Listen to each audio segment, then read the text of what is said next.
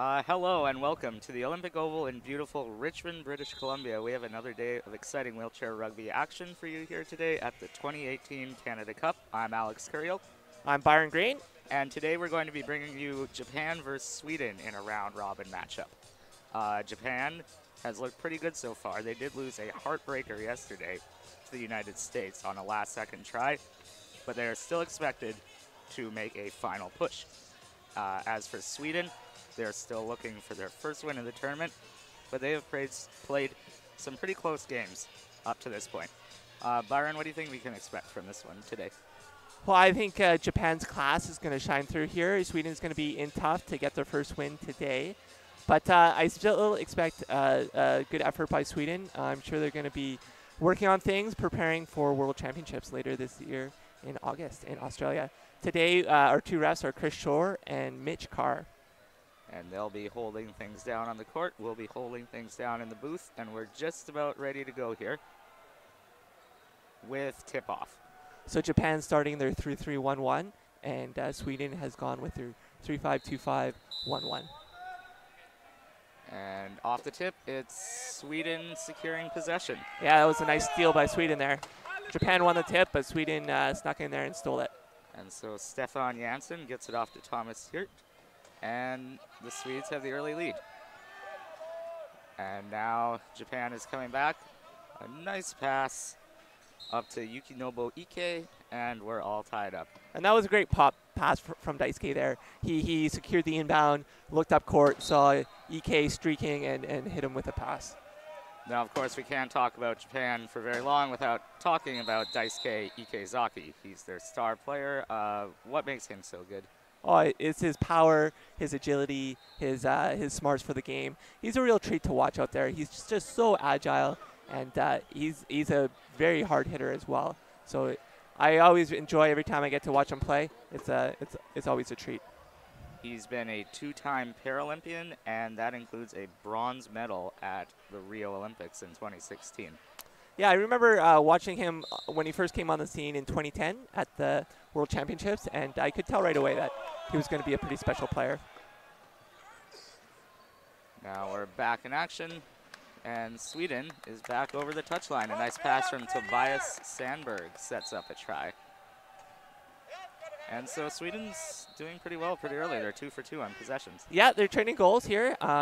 We'll see what Japan can do to break down that Swedish offense. Now here comes Ek Zaki in transition, and he will soar over the touchline to tie things up at 2. So fast-paced game so far. We have 4 points in the opening 30 seconds. Yeah, we can see here Japan's going with a double single. So they have one of their 3-pointers and their 1-pointer covering Sweden's 2-5, and they've left Daisuke down to isolate Tobias one-on-one. And it seems to be working for him. Tobias is stuck deep. He has to heave it up court, and it's intercepted. And first turnover of the game in favor of Japan. Ike grabs the ball and takes it all the way himself for the point. And Japan gets their first lead of the match. And they're keeping up quite the press on Sandburg here. Yeah, that was a good job to get that inbound there with Daisuke in front, but Conrad Hildebrand makes a good pass and gets it in. And we have a timeout call from Sweden. So in wheelchair rugby, once you inbound the ball, you have 12 seconds to get over the half court. So teams will often press and try to contain the offense to prevent them from getting the ball across half court in 12 seconds. And that's exactly what happened there. So when you are being pressed like that, what are some of your escape routes as an offense? Yeah, so what a lot of teams will do is they'll pop the pass. So whoever gets the inbound, they'll pop the pass up into one of their players that are further up the court, and then they'll always have somebody trying to streak deep into the backcourt and to space out the court so they can try to gain that half. And here we go, Sandburg being pressed again, and he'll need to make a pass, and he does to Hirt. And Hirt will take it all the way to tie this game back up at 3. And we talked about Ek Zaki for Japan. For Sweden, Tobias Sandburg is quite the player. He was MVP of the 2017 European Champions and a 2-time Paralympian. Yeah, and he is a very heady player. He's got great hands. He always has a very good touch on his passes. And he can be quite explosive when he needs to. He doesn't have quite the top-end speed of some of the other international high pointers, but he's still a very slippery player and can get out of some very tight situations. So meanwhile, Ek took the ball in for a try, and Japan is back up 4-3. And they are really continuing this press here early. And great pass from Thomas Yurt to Tobias, who was just on the other side of half court. And the pass results in a try. Sweden is hanging well early with Japan. Here it's 4-4 with 6:21 left in the first quarter. Now Ek Zaki has the ball. Sweden looks like they're attempting a press of their own. Yeah, they're doing a good job here, but Japan doesn't look like they're stressing out too much. They're easily gaining half court, and you can kind of tell from how hard they're pushing that they're not having too much difficulties getting across half. They're very composed, and I've been quite impressed with their offense all tournament long. The combination of Ek Zaki and Ek has been quite deadly out Yeah, there. they work really, really well together. They have great chemistry. With Ike's height and Daisuke's agility, they are really a deadly 1-2 punch. Meanwhile, Sweden's tied it up again, and Ek Zaki will lead the possession up the court. So Sweden's dropped into their half-court defense here. Sweden is well known for their half-court defense. They will often utilize it. In this situation, Japan slices through that pretty easily. Ek Zaki takes it in for another try, and Japan is up 6-5. I expect to see more of that Swedish half-court defense. Hopefully, they'll be able to get a little bit more pressure off of it in the future here. Now here comes Sandburg, and he will take it himself. So it's now 6-6. So Japan's defense there, it was pretty passive. They were trying to press, but they were all retreating back, and that's what really allowed Sweden just to advance up court fairly easily and score. And Tobias there, he left court, so Japan is awarded the penalty goal.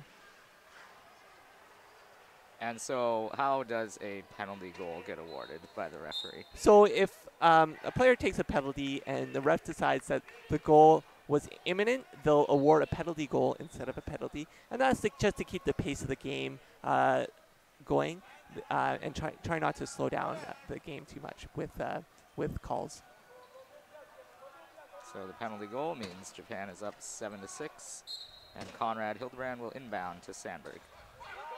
And he's going to look to take this one end to end. Yeah, great speed from Tobias there. And he does. Yeah, he really explodes out of the pocket there and streaks towards the goal. Great burst of speed there, and now it looks like Sweden will drop back into that patented key defense of theirs. Yeah, I expect to see a lot of that today from Sweden. They are doing a great job so far. The score is they're going goal for goal.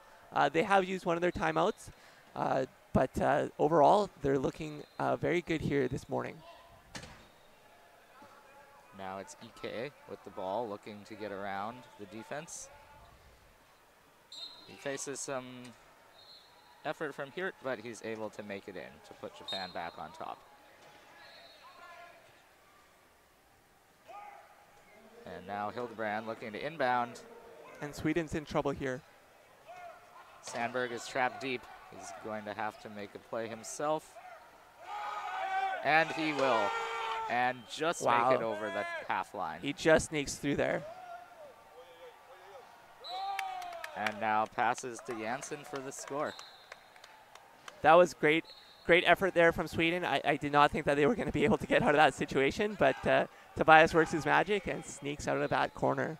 It's got to be just amazing for teammates when you have someone who can bail you out of a situation like that. Yes. As a low pointer myself, I know I've been bailed out of many such situations by my high pointers. So yeah, we're always it's always a sigh of relief when you when you can manage a try.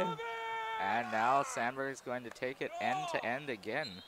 So Japan might have to do something about that before too long. That's been a couple possessions in a row. Yeah, Sweden is, you know, they had that one really good defensive pressure there from Japan, but yeah, Sweden's really scoring at ease right now, so they might want to try to adjust their defense and maybe try to get something a little different in their transition.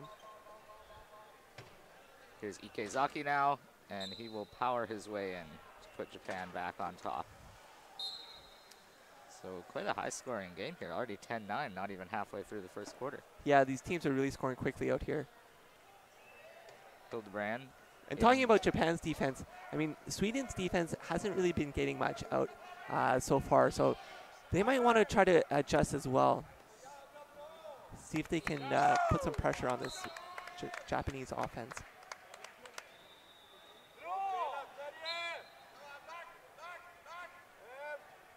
So again, now, Sweden's dropping back. Do teams ever take the first couple minutes maybe to feel each other out, especially with a team they might not be too familiar with? Definitely, for sure. There's always that feeling out process. Some teams come out really, really aggressive with a lot of intensity. I know the U.S., you always have to kind of weather that storm because they always come out first couple of minutes, they're gunning hard. But yes, when you are facing a team you haven't had much experience with before, there's always that kind of feeling out process. That was Hidefumi Wakayama scoring the try to put Japan up 11-10. Now Sandburg comes down the court, and he makes a nice pass to Hirt to tie it back up at 11. Yeah, Hirt made a nice cut there, found some open court, and secured that pass and scored easily. Now Ek Zaki bringing it up the court. He's got a 3-on-1, and he passes to Ike for the easy try. Yeah, Daisuke, he's so elusive there. I mean, he just dodged and weaved his way through three Swedish defenders there. Yeah. To gain half court, and he makes it look so easy. Now Sandburg will have to pass it out of the backcourt. He finds his man Hirt, and Hirt will take it in. And Hirt's doing a great job in transition. He's going to one of the Japanese one-pointers and backing into them. And if another Japanese player doesn't come and double him, he is going to be wide open all day. So look for more of that from Tomas out there. He's doing a great job thus far, and I expect to see more of it. Hirt was named the best 2.5 at the 2016 Canada Cup and at last year's European Championships. Yeah, he's probably one of the best 2.5s in the world. Yeah, I've been impressed with his play. He used to play high-level hockey before he sustained his spinal cord injury, and that high-level athletics really shows through. He's always had the mentality, and he takes it in for a try here. It's 13-13. And I have to say, I've been really impressed with Sweden thus far through this first quarter. They're doing very, very well here.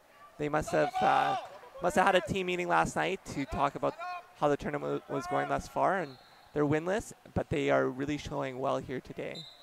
No doubt about that. Ike in there to put Japan back up by 1. Well, Sweden played a very close game against Denmark yesterday, losing by just 2 points.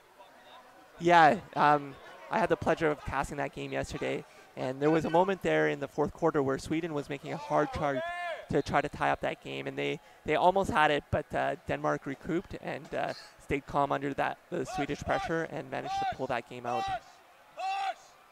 And they have Scandinavian bragging rights as a result, as Sandburg ties it up for Sweden at 14 with a try. Now Ike out of the backcourt. And he's going to find his man Ime. That ball just got in there into back to Tomo's hands there. That was a bit of a risky pass. And some nice pass work there by the Japanese. And Ek Zaki is over the touchline for Japan's 15th try of the game. Now Hildebrand looking to inbound. This is good deny by Japan, but oh wow, and they get to 10 seconds, no inbound call. Great deny from Japan. I thought that crack block there by Sweden right at the end to open up a player was well done, but they just ran out of time. So we have a 10-second violation. on Sweden, and Japan will inbound down low. And Japan has brought out some subs. They've subbed out their 2 1s and brought in a 1.5 and a 0.5. So Seiya and Kishi are into the game. So how might that affect? Oh, and Japan also, out here? I missed one player. Ike is out as well, and Shinichi Shimakawa is in for Japan as well. So it's a 3-man switch with just Ek Zaki staying on the court for Japan. And keep your heads up here. Shinichi is a huge hitter, so Sweden's really going to have to keep their heads up because he loves to smash people. All right. Sweden trying to find their way in. Meanwhile, Sandburg is blocked off by a pair of defenders.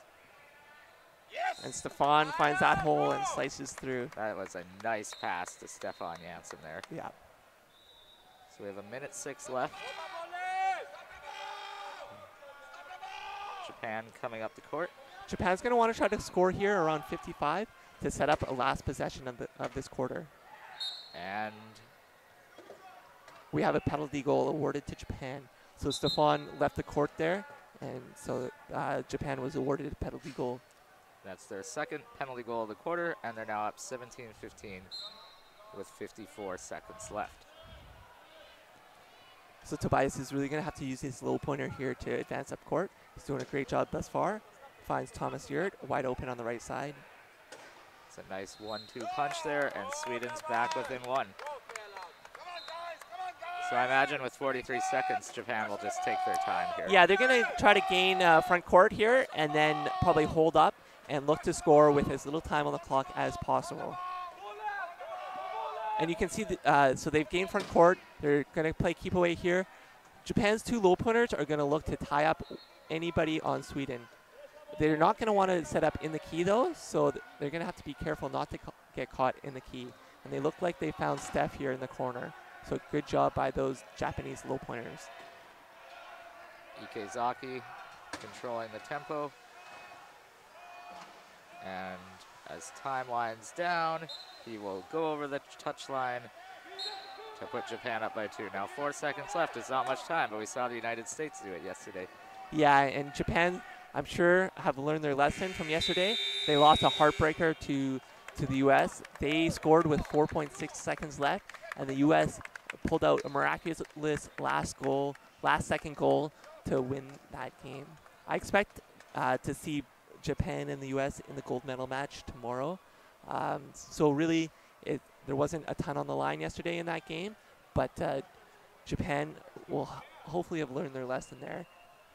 Yes, and if all goes to plan, that will be our final.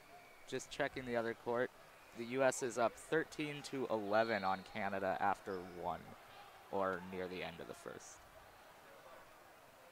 Looks like they're still in the first quarter. 20 seconds left, it looks like.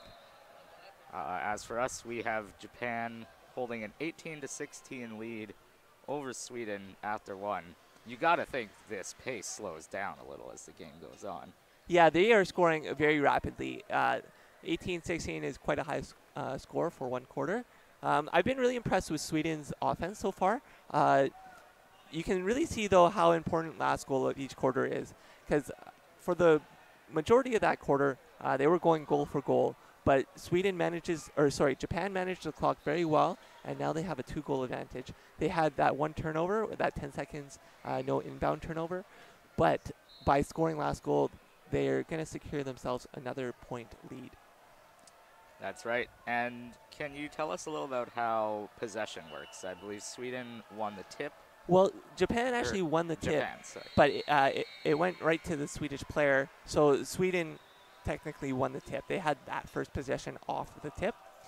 So the arrow goes in Japan's favor. So the next time there's a jump ball or the start of a quarter, Japan would get possession. And then as soon as they inbound, that possession arrow will switch into Sweden's favor. So Japan will start off the second with the ball, and they'll look to take a 3-point lead if they can convert. Yes. Then Sweden's dropped into the half-court defense to start off the second quarter. And we're underway. And it looks like Japan has subbed out Daisuke, and Ike is back into the game. So Ek Zaki taking a little break, and they'll look to keep things rolling without him, and they do on the first possession. Scoring a try 6 seconds into the second quarter. Here's Hildebrand, lobs it up, and Sandburg with that long reach grabs it. Yeah, that's a great pass over the top of Shimakawa. Sandburg taking it up court now, takes a hit from Shimakawa. Shakes it off. And that was a great defense there from Japan. They just slow down the Swedish player and drop into a key defense. Sandburg looking for an outlet now, and he's got Janssen. Great job by Janssen to find an opening there in the key and secure that pass. And a quick strike by Japan in return. That was quite the transition there, and Japan is back up by 3. Teams love it, or coaches love it when you can score in 2 seconds. Yeah, they'll take that any day of the week. Yeah. Now Sandburg will bring it out of the backcourt. Using his low picker to advance up the court. Great job by Sweden. And it results in an easy goal. He takes it all the way, and Sweden's back within 2. Now Ike takes the inbound pass. He's discussing some strategy with his teammate. Yeah, probably talking about this key offensive play that they're about to run. And here they go. Ike weaving, and he finds his way over the line. And he muscles his way through 2 Swedish defenders. So Ike, he's very impressive himself, and in fact, earlier this year, he was named the best 3.0 at the Quad Nations. Yeah, that's quite the honor. I mean, there's a lot of great 3-pointers in the world, so every time you can win one of those best in class awards, it means a lot. Sandburg in for a try, and Sweden is within 2. Ooh, a bit of a bobble there, but Ike manages to hold on, and he finds Seiya hanging out in the goal. Seiya Norimatsu is in there, and Japan regains their 3-point advantage. Sweden blocking him off now. Yeah, they had a great offensive transition there. So you see Tomas has backed into him, and he's gaining an advantage by doing that. Now a nice pass up to Janssen, and Ooh, we got a penalty, an illegal use of hands on Japan. He is fouled, and Ike will go to the sin bin. He's going to be in there for 1 minute or until Sweden can score a goal. Now, how do you think Sweden will run this power play? When will they look to score? So they're going to get the ball in safely, and then they're going to look to gain an advantage while they're up 4-on-3. So they're going to look to tie up one of the Japanese players, and they're going to trap the penalty box as well. So Thomas Yard is set up in front of the penalty box to trap Ike as he comes out and force him to call inbounder. So let's see what Sweden can get out of this. They could use a big defensive stop right about now. Ike gets it into Shimikawa. Great ball movement from Japan there. They really had no problems running that offense. Back to Ike and then up to Norimatsu for the try. And what are we seeing now? Yeah, we have a penalty call on a Japanese player. He was trying to come back on the court, and Sweden was shadowing him there. And he started to initiate his coming onto the court and then tried to dip back out of bounds to gain an advantage. The ref did not like that and calls a penalty. So that's Seiya Norimatsu in the box, and Sweden will look to take advantage of the power play again.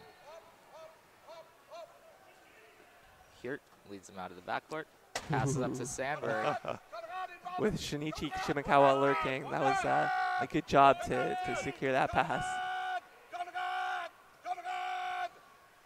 So Conrad from Sweden here is going to go trap the box. It's not really going to accomplish much though. Seiya is usually Japan's preferred inbounder, so he's just going to call inbounder and make his way down to the baseline. So Sandburg gets a try on the power play.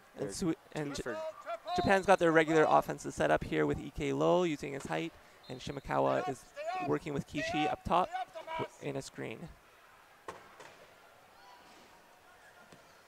Shimikawa gets a pass, and he'll take it over the line. So what do you do as a player when you know there's a guy like Shimikawa out there? You just have to keep your head on a swivel, I guess. Oh, for sure. You have to be aware of where he is at all times, because you are allowed to hit anybody, even if they don't have the ball. So, and if you end up falling into their lap as you go over, that will be a penalty on you. Oh. And players, big hitters like Shimikawa, will look to take advantage of that. And it looks like we have a stoppage here. Yeah, we have an equipment timeout. Tobias, one of his wheels went flat, so the Swedish equipment crew will come out here and fix him up. So when you call an equipment, you only have 1 minute to fix it. So these equipment people are very, very skilled, very good at what they do, and they're usually volunteers. So the sport of wheelchair rugby owes a great debt of gratitude to all the volunteers that make it possible. No doubt about that. And if that minute elapses, would they be forced to make a sub? They would be, yes. So they have to be on their game, especially when it's a player like Sandburg. Yeah, he's obviously a very important player for the Swedish team, so you want to make sure that his wheelchair is always in top condition. Sandburg's looking for a man now. Takes a hit. The shot clock is down to 10. And the Swedish bench is counting it down.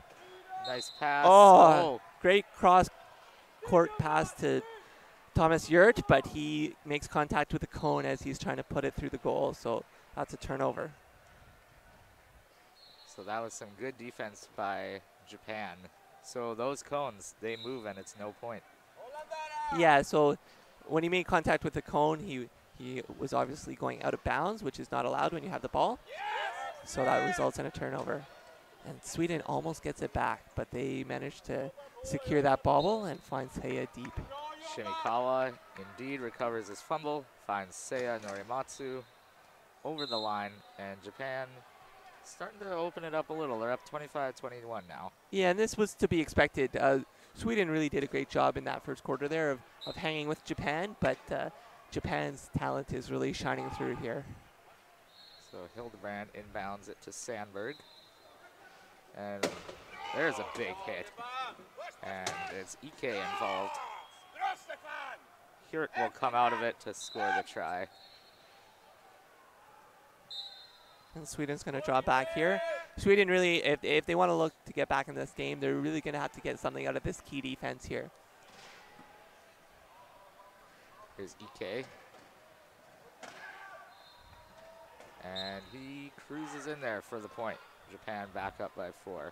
And Japan transitions immediately.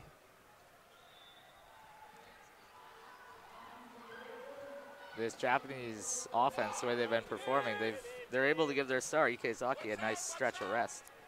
Yeah, and that's really important. You know, there's a lot of games every day. Most teams are playing 2 games a day. So whenever you can get some rest for your top guys, it should bode well for the rest of the tournament. Shimikawa in there for a point to put Japan back up by 4. Especially as Japan has one more game tonight against Denmark on this very court. Yeah, and Denmark's got some very fast high pointers, so I expect that to be a very exciting game to watch. Japan's going to have to be on their game because Denmark's got some serious speed. And a timeout here from Sweden with the shot clock at 28. So that was well called. A good heads-up play from Sweden to call that timeout. So Sweden will talk things over. They're down by 4 with 3:38 left. The Swedish coach, Benoit Lebrec, is actually a former Canadian head coach who coached the team at the 06 Worlds and the 08 Paralympics. Yeah, Benoit had a lot of success with Team Canada. There's always a bit of a shelf life on coaches, so it's pretty normal for you know your coaching tenure to go a little, to only last for a certain amount of time. But he's gone on to coach Sweden, and he's had quite a bit of success with Sweden. Sweden's been one of the most consistent teams in Europe, and they always manage to come out of European championships. Well, they are the second best ranked team in Europe and 6th in the world coming into this tournament. And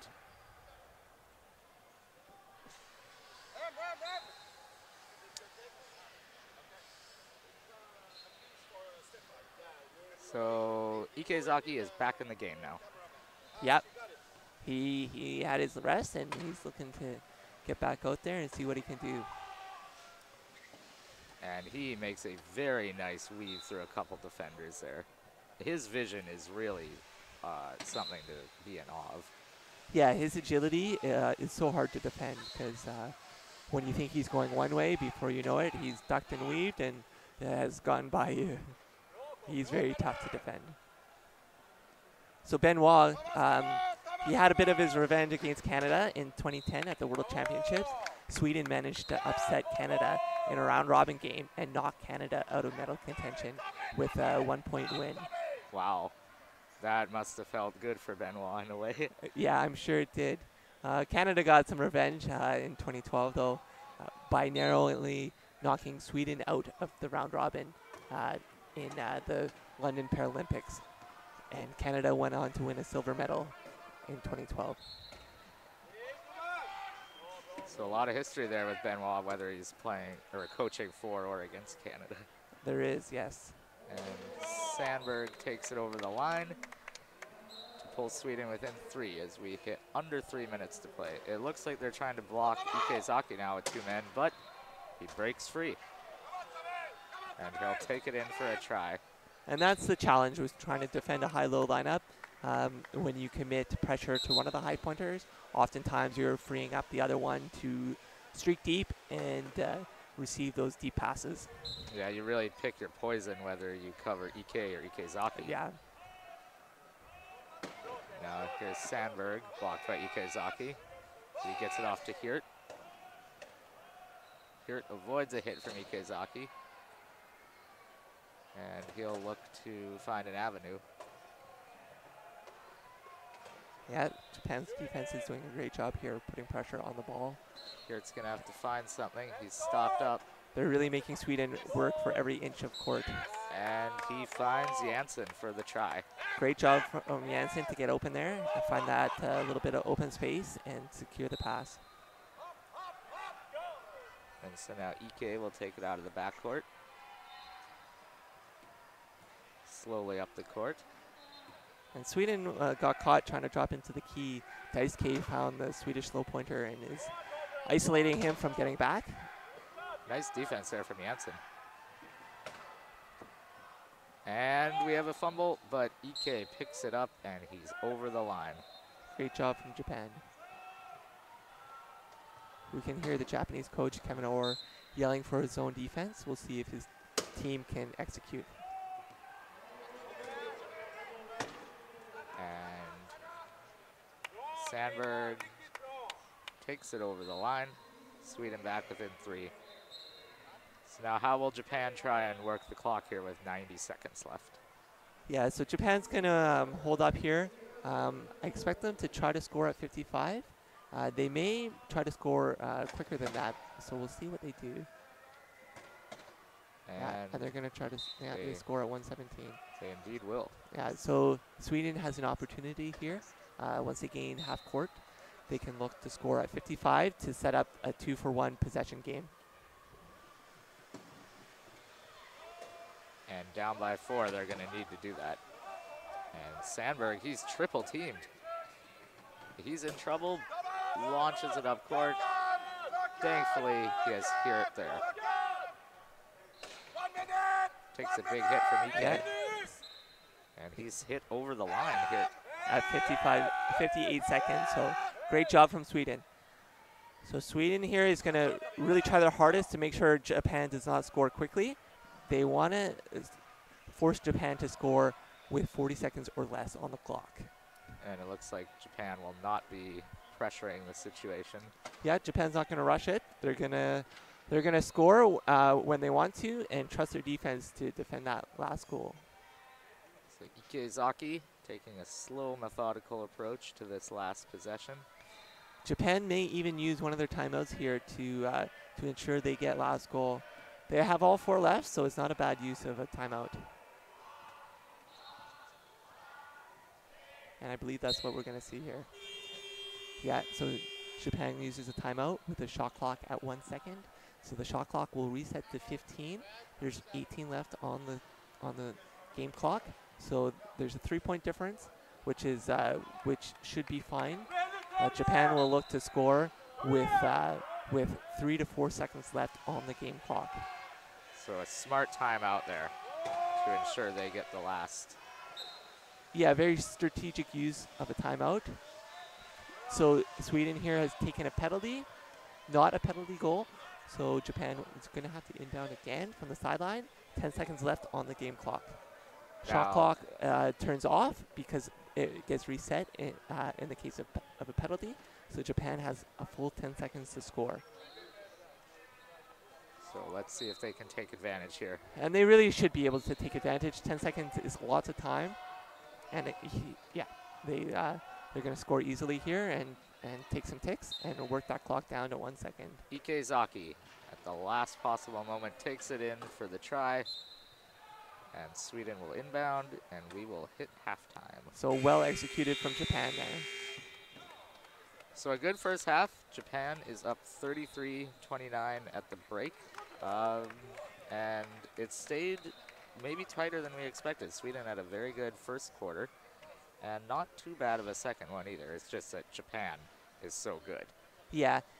Sweden is going to have possession at the start of the third quarter, so they could get this game back within 3 points. So the game is still within striking distance for Sweden.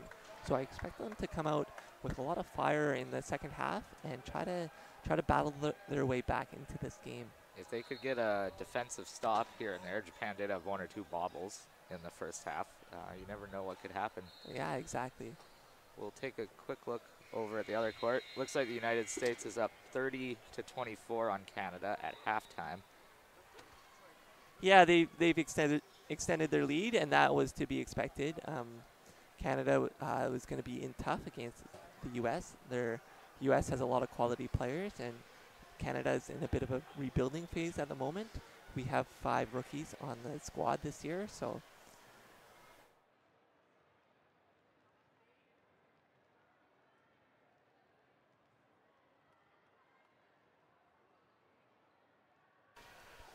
So if the USA holds on and wins that game as expected, you got to think they're in line for the final at 4-0. Oh, for sure. I expect the U.S. to win out the rest of their round-robin games and go undefeated in the round-robin.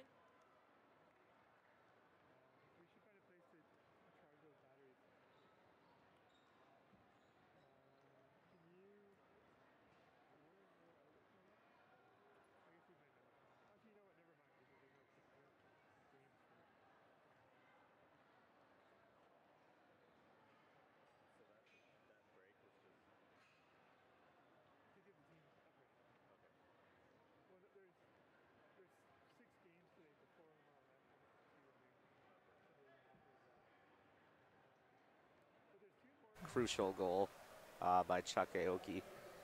And as for Canada, which game do you see them heading into? The bronze medal? Yeah, the record so far is 2-1.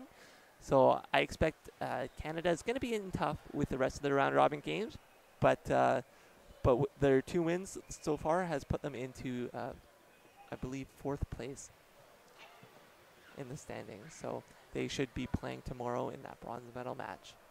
And I'm guessing that they're going to play Australia. Yes, who finally got in the win column last night. Yeah, a little bit. An offensive explosion over Sweden. Yeah, a little bit unexpected for Australia to start this tournament 0-2, but they had 2 very, very close games versus the U.S. and Japan, just narrowly being defeated both times. It's a little bit surprising from the defending World Championships and Paralympic champions, but it's exciting to see the quality of wheelchair rugby around the world rising to create that parity. And that's great for our sport, and I hope it continues. It just shows anything can happen when the number 1 team is knocked off twice in a row. Yeah, it was exciting to watch, and it's great to see other countries developing their wheelchair rugby programs to this high level of play. Now, we need to talk about Kevin Orr here.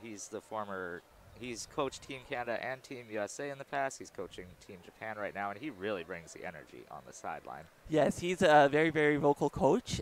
He's very easy to hear when you're on the court playing, and he's very demanding in what he wants to see out of his players. Kevin Orr started his coaching career with the U.S., and after losing to Canada, he then went on to coach Canada, who then lost to Japan, and now he's coaching Japan. So it's a bit of a funny story there, but Kevin Orr, I had the pleasure of, he's been my coach for the last couple of years, and he's moved on to Japan, so I wish him all the best with Japan, and he seems to be having some success thus far with the Japanese team. He certainly is. This is looking like a well-coached and composed squad throughout this tournament. Yeah, they really keep their composure. Japan, I've been very impressed with the quality of play. Even after a tough loss yesterday, they responded with a solid win over Canada in the evening. Yes, yes. So in the second half here, I'm looking to see, I wouldn't be surprised if Japan starts to play some of their newer players. I'm excited to see, what's his name? Katsuyai Hashimoto. I've never seen him play before. He looks like a very dynamic player, so hopefully we'll get to see him here in the second half.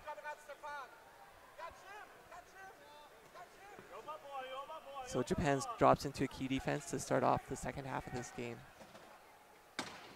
And we're underway here in the second half. Sandburg with the ball, and Sweden will be looking to close the gap on this first possession. Japan's done a great job of hemming in the Swedish players here. Sandberg's looking for an outlet. And that's a nice pass to Hildebrand for the try. Wow.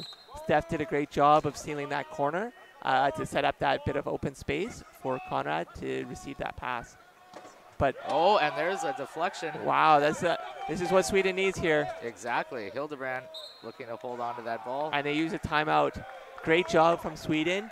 That was a good timeout call. There was a lot of pressure being put on Hildebrand there. And in order to secure that turnover, they use a timeout. And that was some really solid defense for Sweden out of the break. I wonder if the coach drew that up to press right off the bat. Yeah, well, they got the ball stopped, and they applied pressure by putting their hands up and make contact with the attempted pass and stuffed them. So now Hildebrand inbounds to Sandburg. He's shadowed by Ek Zaki. But a nice pass to Janssen. Well executed. Just like that, Sweden are within 2 at the first 2 points of the second half. And the Swedish bench is full of energy here. They're yelling encouragement to their players on the court, asking for more of the same. And now Ike with a nice pass to Ek Zaki, and Japan is on the board in the second half. So we have a 2-point game here. 3-point. Japan back up to 3. Hildebrand inbounds to Sandburg. He finds Hirt, who has a little trouble with the ball, but regains. Passes to Sandburg, who takes it in for the try. 34-32 now, just over a minute in to the second half.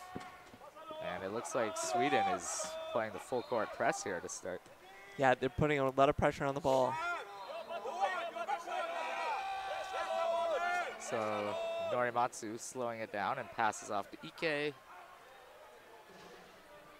And he will head in for the try. And now Norimatsu quickly gets back to guard Janssen.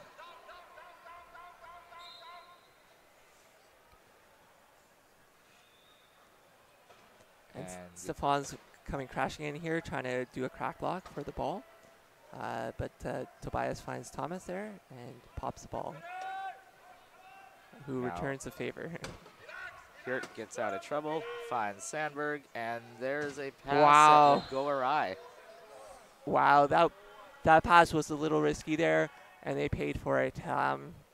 Kishi really played the center of the key well and got his steps away. That was solid defense. Sweden will take the inbound, though. It'll be Hildebrand. And he's going to find Sandburg. And Sandburg, oh, he's well defended by Ek Zaki. But he finds Hirt for the try. So how long do you think Sweden will keep this press up?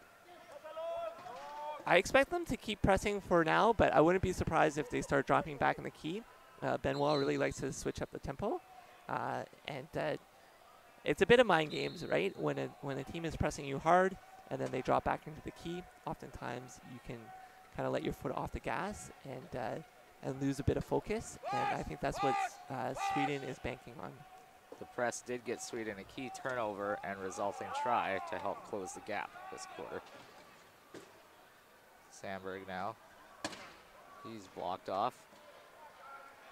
Great job from Japan here, working their way back into key defense with 18 seconds left on the shot clock.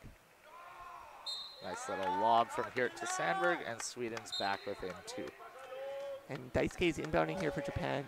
We'll see this once in a while. Japan will have one of their three-pointers inbound every so often, just to switch things up, try to catch teams unaware. So the strategy on a three-pointer inbounding is kind of just to keep the defense guessing? Yeah, well, it gives you a lot more range. Oftentimes, Japan, when they have their three-pointer inbounding, their other three-pointer will streak deep, and they'll hit them with that deep pass.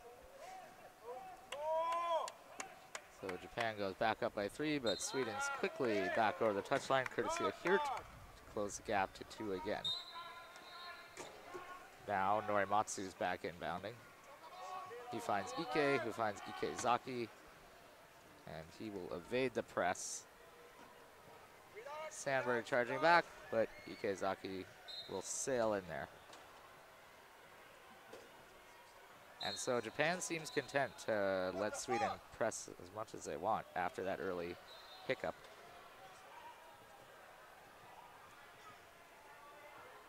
And Sweden's in Sweden trouble in here. trouble. Tobias Needed timeout. Tobias is tough to pass over top of Ike with his height. He really forms an imposing figure out there when he's right on the ball like that.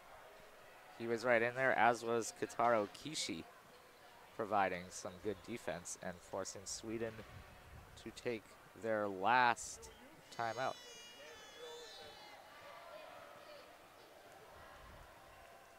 And some of the Swedish players were coming to the bench there, but it looks like they're not going to use their timeout. They're just going to set up the inbound, get the ball back in. And there's a nice pass from Sandburg out of the break up to Hirt, although he is blocked off nicely by Ike. That was great vision from Tomas there. That pass came almost right over his shoulder. He had great chair control to adjust his positioning and receive that pass. Sandburg is eventually over the line to bring Sweden back within 2. And that's an easy pop up to Daisuke, who's going to cruise in for a goal. They're scoring some quick points here against the Swedish press. And we have... And Benoit from Sweden is asking for a quick inbound. And his players oblige. Now what's happening back here with Ike on Sandburg? Yeah, they were just trying to keep him in the backcourt, keep him from being a passing option. Oh, and there's an interception by Ike. And it works out for Japan. That's an example of great transition from Japan. Got some great pressure there to force the errant pass. Japan takes advantage, and they're now up by 4. The teams that work hardest in transition will generally have success. The game of wheelchair rugby is really won and lost in transition. That's when teams will look to gain an advantage by establishing chair position on their opponents. Oh, and there's another fumble. Another one. Sweden's really fallen apart here, and we can see some Swedish subs in the box, and the Swedish coach is calling a coach timeout, a bench timeout. He wants to put in some subs here to try to stabilize his team. So we have the timeout called by Lebrec. And even though Sweden has no timeouts on the board, they still have a few in reserve, isn't that Yeah, right? so you have 4 player timeouts, so those can be used at any time, and they're 30 seconds long. And you also have 2 bench timeouts, which can only be used when the play is stopped. And each of those will last for a minute. So it looks like Sweden has some new players in there. So oftentimes coaches might use a bench timeout to get their subs in. You're not allowed to make a substitution after a goal, only on like a sideline inbound or a stoppage in play. So in order to make a sub, teams will often use a bench timeout in a key situation, such as what just happened. Sweden's done just that. And Japan gets the try. They now have a 5-point advantage. So entering the game for Sweden, we have Michael Norlin and Roger Lindberg. Yeah, so Sweden's gone with a more of a balanced lineup here. We have a 2-5, 2-5, 2-1 out there for Sweden. So they're all, they can all handle the ball. So look for them to space the court out and make some passes.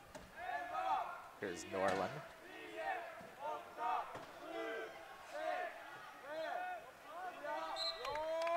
And they get it to Janssen for the try. And again, Japan, Ike dropped into the inbounding position, finds Daisuke, who makes an easy pop pass to Seiya. Seiya Norimatsu is in there. Japan is back up by 5. So Sweden really has to account for that Japanese player going deep. They're leaving them unguarded, especially when you have a 3-pointer inbounding.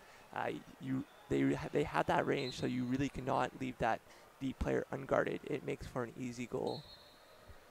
Here's the inbound by Lindberg. Now, Lindberg is a 2.0 classification, but he uses a defensive chair. Yeah, it's a little bit unusual, but you will see the occasional 2-pointer in a defensive chair. Oftentimes, a coach might have one of their 2-pointers in one of those defensive chairs, and they will be a bit of a defensive specialist out there.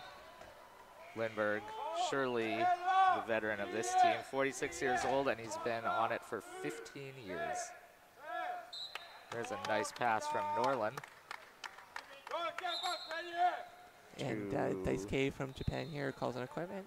He's signaling that one of his wheels needs to be replaced. And the Japanese equipment crew will come out. Oh, it looks like one of his axles is out. So we'll get a wheel repair there. There's 2:12 left in the third quarter, and it's 42-38 for Japan.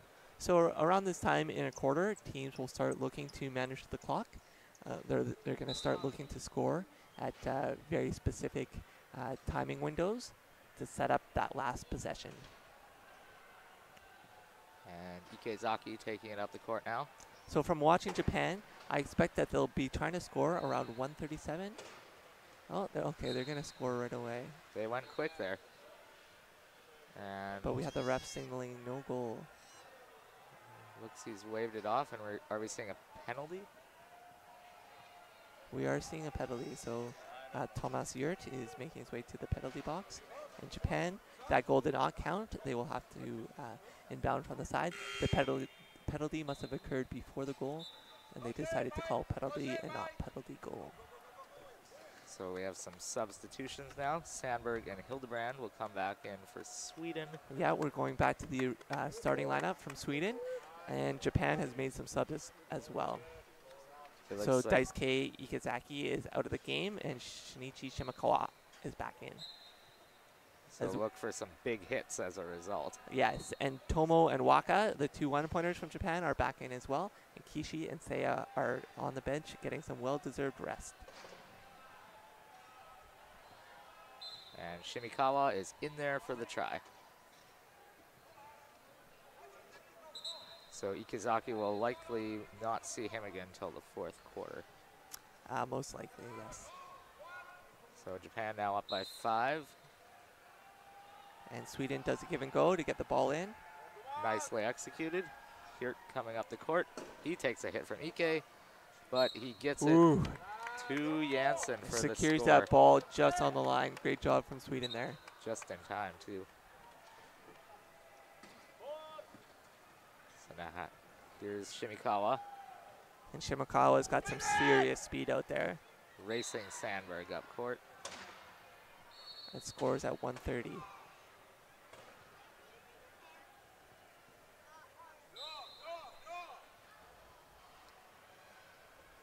And Hildebrand will look to inbound now. Yeah, oh, it's tipped away, but recovered by Sweden Janssen. recovers that and takes a penalty. Great job from Sweden.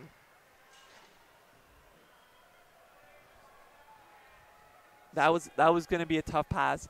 EK's got great height, and he was doing a great job denying Tobias there. And EK will head to the box. So explain that call to us here.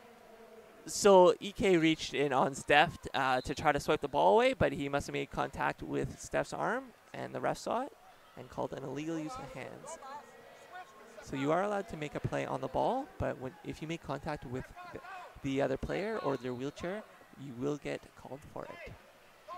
Which EK did. Sweden has a power play as a result. Yeah, so Sweden's pulled up here once they've gained half court. They're looking to gain a defensive transition out of this. And they're also going to look to score, I would think, probably around 55 here. Steph and Hildebrand are working together to try to tie up Shinichi Shimakawa. Now Steph's making his way over to the penalty box.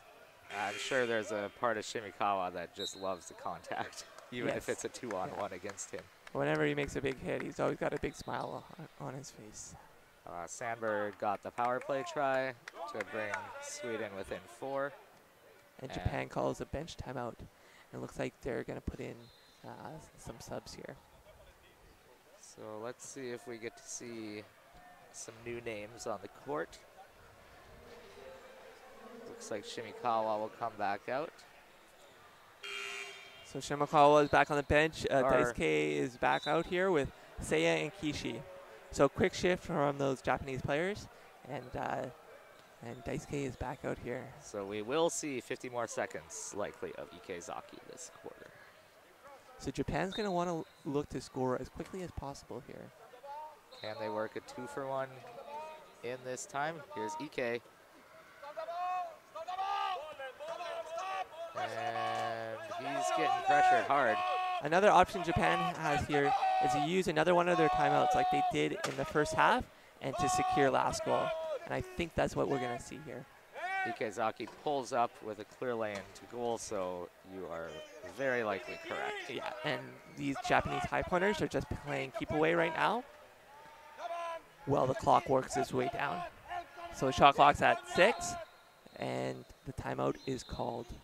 The game clock is at 14 seconds. So the shot clock is going to turn off because with a timeout, it gets reset to 15. And with only 14 seconds left in this quarter, it's now off. Japan has managed their timeouts very well this game, only using the 2 30-second ones as strategic timeouts. Yes, indeed. So obviously they haven't been running into that much trouble breaking half, so they haven't had to use them. So they have the luxury of using them to secure last goal. Ek Zaki passes to Ek, and he goes over the line as the buzzer sounds. Yeah, great job from Japan there. The point will count. And I believe they will end the quarter. Yeah. So Japan's up 45-40. And they look like they're in complete control in this game. They do. Though Sweden has kept it perhaps closer than some people thought. Yeah, I was really impressed with how Sweden came out there to start that third quarter. They drew that one turnover on Japan's first possession. They had a bit of a window there to make their way back into the game, but they could not keep that momentum up. So let's talk a little about the classifications here that we look to be seeing. Yeah, so Japan will be bringing in a 3.5, 2 1s, and a 2.5. Sweden, sorry, will be bringing that in. Okay, yeah, so we can look forward to a new lineup from Sweden. In the sport of wheelchair rugby, each team is allowed 8 points on the court. Every athlete is classified and given a point value ranging from 0.5 to 3.5. And that classification is based on how many muscle groups they have working. So if you have not very many muscles that are working, you'll have a lower point value. And if you have a lot of function, you'll be classed higher. With two 8-point teams, the teams are always balanced in terms of function, and oftentimes players will play a very specific role on the court based on their point value. So low pointers will not be handling the ball very much, but they'll be setting picks and screens. And we've seen a lot of that today from Japan. They have one of the best high-low teams in the world. Yes, yeah, they really do. Put that on display. Yeah, their three-pointers are all world class. They're all very, very fast, very agile, and they bring a lot to the team. A quick check of the Court 1 scoreboard shows the U.S. in control, up 44-33 as the fourth quarter gets underway. Yeah, and that's what we expected to see. Looks like Canada's staying somewhat close, which is good to see. Japan with a quick goal here to start the fourth quarter. So they've opened up the lead to 6 as Ek Zaki is out on the court. For Japan, he's shadowing Sandburg from Sweden, who takes the inbound pass and starts up court. Great crack block from Thomas Yurt there. Really freed up Tobias to get across half. And he makes an ill-advised pass there to Steph with Shinichi Shimakawa barreling down on him and causing a turnover in Japan's favor. And Japan will take over. Now, what goes into a well-executed crack block, and how does it gain a team an advantage? Yeah, so if two players are being defended one-on-one, the players will look to cross up, make contact with the player, with the opposing defender, and then continue up court. It's very similar to a pick and roll in basketball, if our viewers are familiar with that. It's a little bit hard to describe with words. Yeah. It's really a lot easier to visualize it on the court. So I'll try to point out more examples of them as this fourth quarter continues.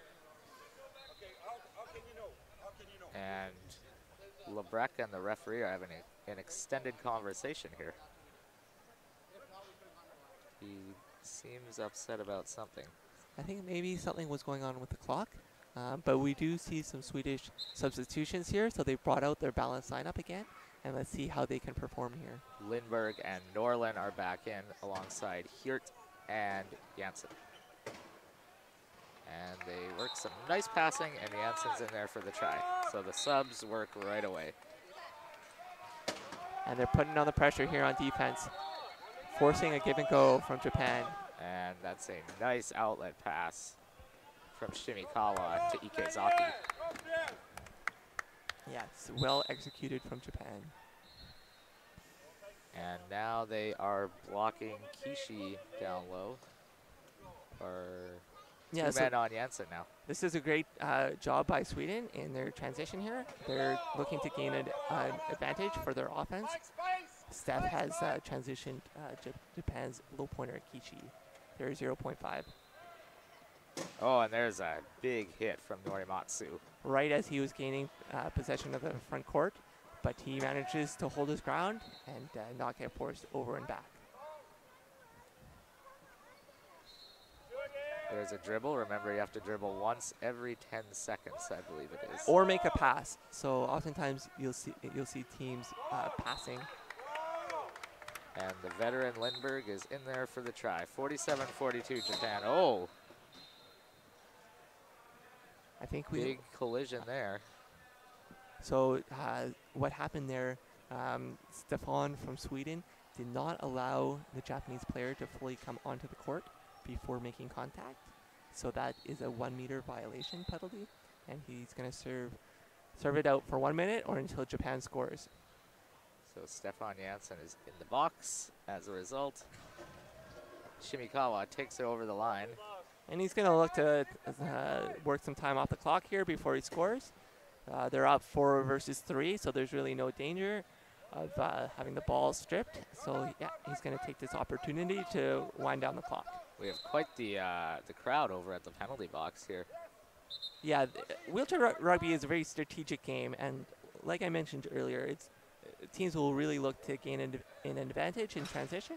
So that's what both teams are doing. And so Japan did get that point. They're up by 6. Hirt takes the inbound, spins away, and gets away from a big hit, but Norlin cannot avoid one from, of course, Shinichi Shimikawa. That was a great job from Sweden. Steph did a great job picking for the ball there and helping it advance up the court. And he gets open for the goal. Nice grab by Janssen there. Steph is really a beast for Sweden. He's a big part of their success, and he's playing well here today. He certainly is. Wow, Sweden forces a turnover here. Great job from Sweden. Well done by them. This balance line has come out here, and they're performing well. Janssen, the 33-year-old, has the honor of being selected to 2 Paralympian Swedish teams in a row now.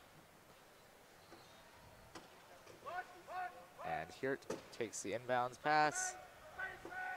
Sweden will look to close the gap here off the turnover.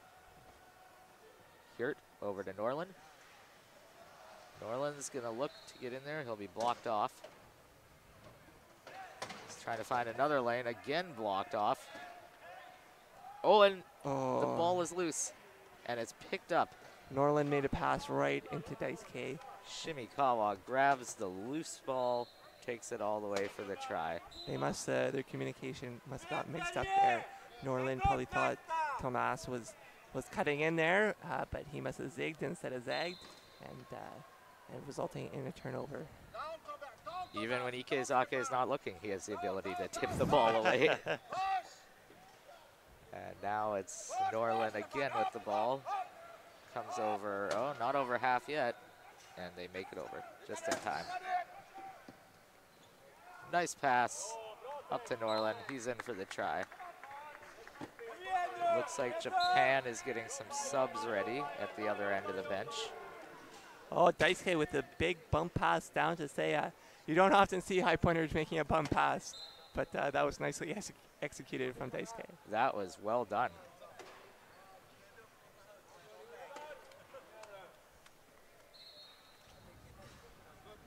And Lindbergh will be looking to inbound now. Sweden's looking to make some subs here too. Benoit's telling his players to give everything they got in the last minutes of this 4th quarter. And unfortunately, there's a turnover for Sweden. The silver lining is that they'll be able to make their subs now, but you don't like to see those turnovers happening. So it looks like we have some new players in the game for Japan. Kazuhiko Kano, number 6. And Yu Nagayasu, number 33. Yeah, so Japan's put out here a 3-2-5-2.5 lineup. This is the first time we've seen a balanced lineup from Japan. Let's see how they perform. Nagasayu is a Canada Cup rookie, and he's a rookie in general, just joined the team last year. Yeah, I know that Yu has been around for quite a while in the Japanese system. I think he's had a little bit of time with the national team before, but this is his first Canada Cup, like you mentioned, and we'll see how he can perform under some intense pressure from Sweden. And the other new man on the court with the ball just now, Kano, he has been on the national team since 2007. Yeah, so Kano's got lots of experience. He's competed at a few Paralympics, and he's a veteran of the Japanese team. Yu Nagayasu with the instant impact as he's in for the try to put Japan up by 7 as we approach the halfway mark of the 4th quarter. Big hit there from Kano on Hirt. My apologies from Kishi. Sandburg now looking to set something up. He's blocked off well. Oh, Hirt in trouble, but finds the steady Hildebrand for the try. Hanging out on the right side of the key, secures that pass and puts it in for a try. Nice ball movement from the Japanese here. Ek Zaki, nice pass up to Kano. Great job to secure that pass with Tobias, a 3-5 all over him. Well done from the two-pointer.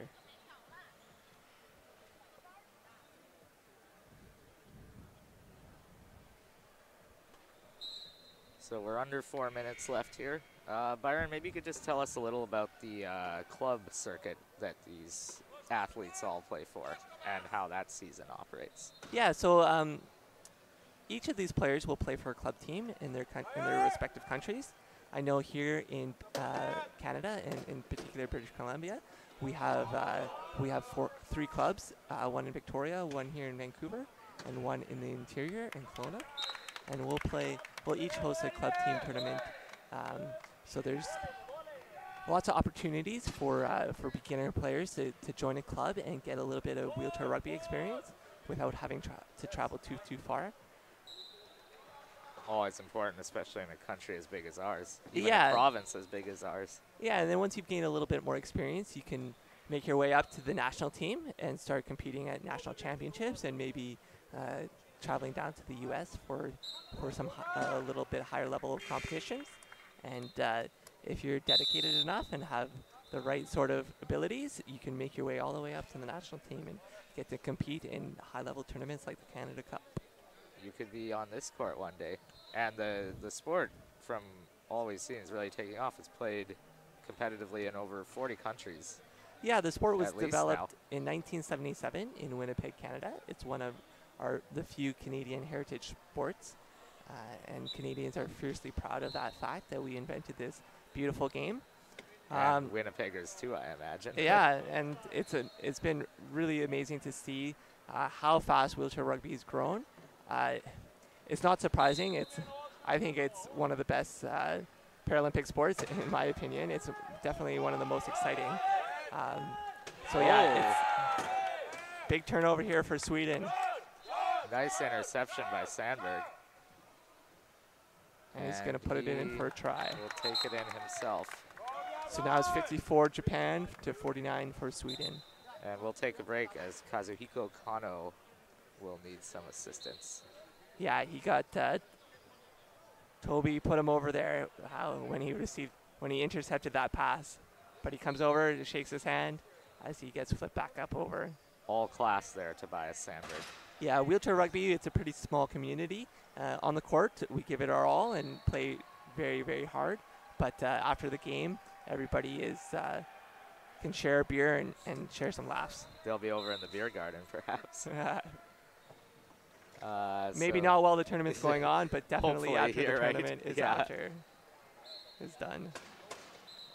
Some hits there. Ek Zaki takes it for a try. Well, I think that speaks a lot to the camaraderie of the sport, because you see some pretty vicious hits out here, and you wonder, can these guys be friends? Yeah, afterwards? I mean, guys are playing hard. They're going for it, and you may get hit hard one play, but on the next play you're looking to deliver a similar hit in response. It is a small community, and I think we all wish kind of the best for each other. We all love to play wheelchair rugby, and wheelchair rugby has really given us a lot in return. So we want to keep that community strong. Indeed. Ek Zaki's back over the try line meanwhile. Japan up 56-50 with just about 2 minutes left here.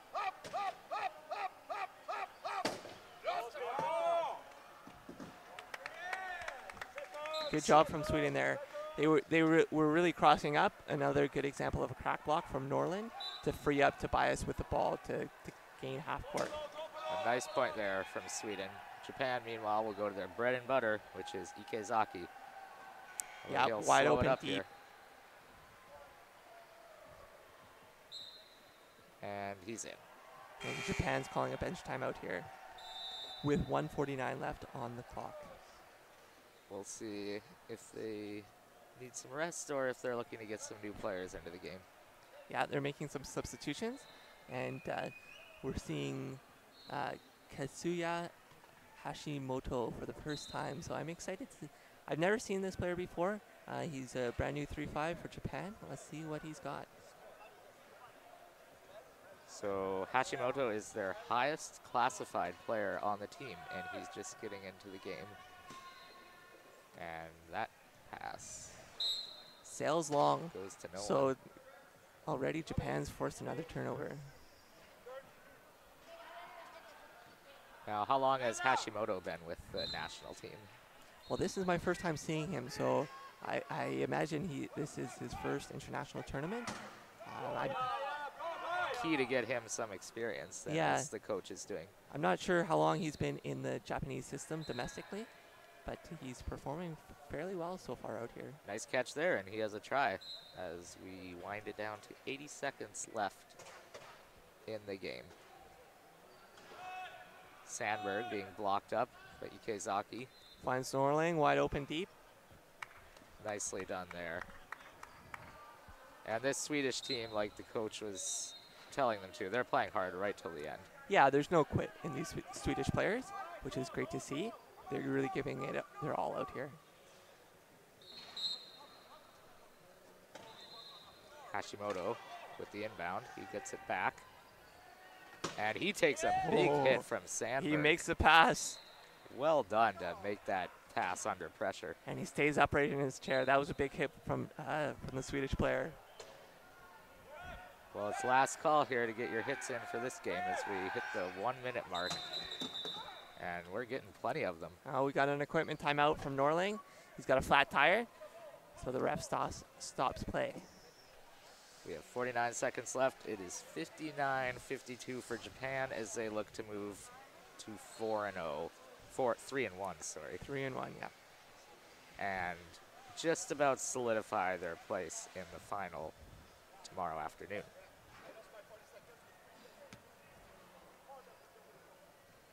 And the Swedish crew is out there doing their work. Fixing up Norland. And we will be back underway. The Japanese fans have really impressed me this tournament. Other than Canada, I think they've been out in the most force and the most vigor. Yeah, there's a great contingent of Japanese fans here in Vancouver, and they always come out to support their team at this event. And they will certainly be here for the rest of the games and into tomorrow as the final rolls around. Sandburg trapped up now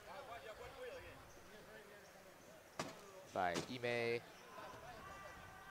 Kishi, and Hashimoto.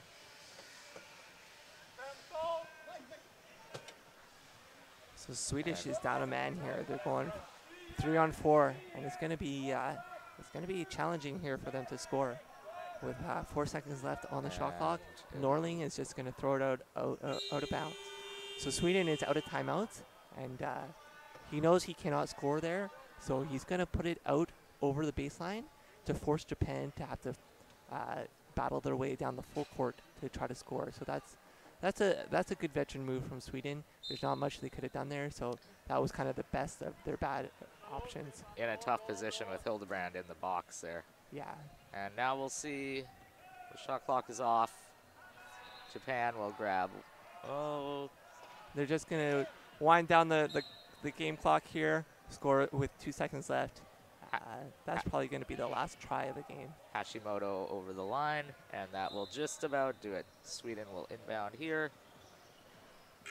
And that's it. Japan wins this one 60-52 to move to 3-1. A good effort by Japan today. They started fast and never really looked back, scoring 60 points. Yeah, the game was never really in question for them. They controlled the pace very, very well. I was very impressed with how Sweden did. They are definitely getting better as this tournament goes on. I expect Sweden's going to be pushing hard for their first win later today or tomorrow. Certainly a commendable effort from them to keep this game respectable against one of the powerhouses of the sport. Yeah, Japan's definitely one of the top dogs in wheelchair rugby at the moment. And It's very easy to see why. Yes, that was quite the effort. Another great game from Ek Zaki. I don't know how you're supposed to slow down that combo with him and Ek. Yeah, it's very, very difficult. Looking at the other court, the United States has a firm advantage over Canada in the final minute. So I think it's almost safe to say we'll be looking at a USA-Japan final tomorrow afternoon. Do you think it'll be similar to their opening match? Yeah, I expect a very, very, very close game. Japan's going to be looking for redemption. I expect them to come out hard, and I think it's going to be probably the most exciting game of this tournament. Japan, as they do after every game, go over to salute the fans that have come to see them play. And a very respectful show from them. So thank you, everybody, for tuning in and watching. And stay tuned for more exciting wheelchair rugby action. Yep, I'm Alex Curiel. And I'm Byron Green. It's been a pleasure bringing you this game today, and stay tuned for more action.